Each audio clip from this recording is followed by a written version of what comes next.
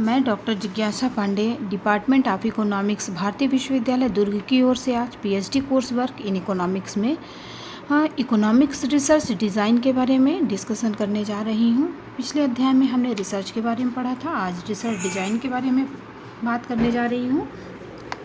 किसी भी शोध को सही ढंग से पूरा करने के लिए शोध कार्य प्रारंभ करने के पूर्व शोध की विस्तृत कार्य योजना बनाना अति आवश्यक होता है।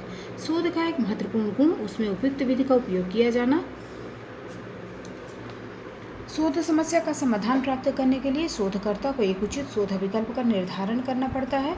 इसलिए शोध का सर्वाधिक महत्वपूर्ण चरण शोध विकल्प या डिजाइन बनाना होता है, जिसे शोध की रूपरेखा या ब्लूप्रिंट के नाम से जाना जाता है। उचित एवं सटीक निष्कर्षों तक पहुंचने के लिए शोध प्रक्रिया का पूर्व नियोजन अति आवश्यक है। पूर्व नियोजन की इस प्रक्रिया को शोध विकल्प या शोध डिजाइन अथवा शोध प्रारूप के नाम से जाना जाता है।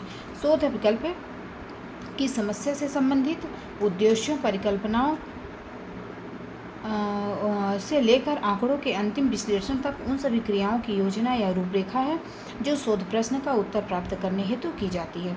इस प्रकार यह एक व्यापक कार्य योजना है जिसका अंतिम उद्देश्य अनुसंधानकर्ता को शोध प्रश्न का ऐसा उत्तर प्रदान करना है जो यथासंभव वैध, वस्तुनिष्ठ, परिशुद्ध और कम खर्चीला हो।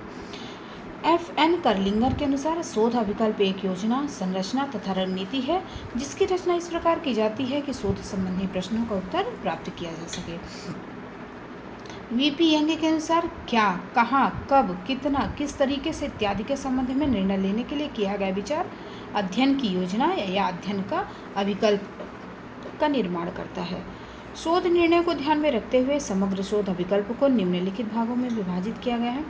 प्रतिचयन विकल्प, जो एक बड़ी आबादी या एक समूह से प्रतिनिधि प्रतिदर्श को प्राप्त करने की विधि से संबंधित है। अवलोकन संबंधी विकल्प, जिसका संबंध अध्ययन की अवधि में प्रयोग की जाने वाली अवलोकन विधियों और स्थितियों से है। सांख्यिकीय विकल्प, जिसका संबंध प्रतिनिधि प्रतिदर्श के चुनाव की संख्या, एकत्रित जानकारी के वर्गीकरण और आंकड़ों का विश्लेषण की तकनीकी से है। प्रक्रिया या परिचालन विकल्प, इस स्तर पर प्रतिदर्श जुटाने, अवलोकन की तकनीकी और परिणाम तक पहुंचने के लिए उनकी संख्या की रूपरेखा तैयार करी जाती है।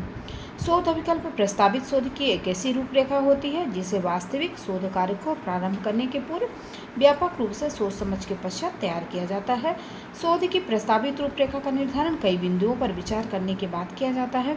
अध्ययन का प्रयोजन, संबंध, आंकड़ों के प्रकार की आवश्यकता, वांछित आंकड़ों का स्रोत, अध्ययन का क्षेत्र तथा समय।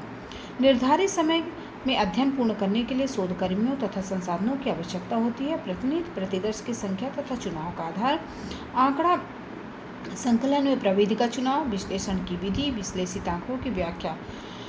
क्या शोध के परिणाम जनहित में है? नई तकनीकी के विकास,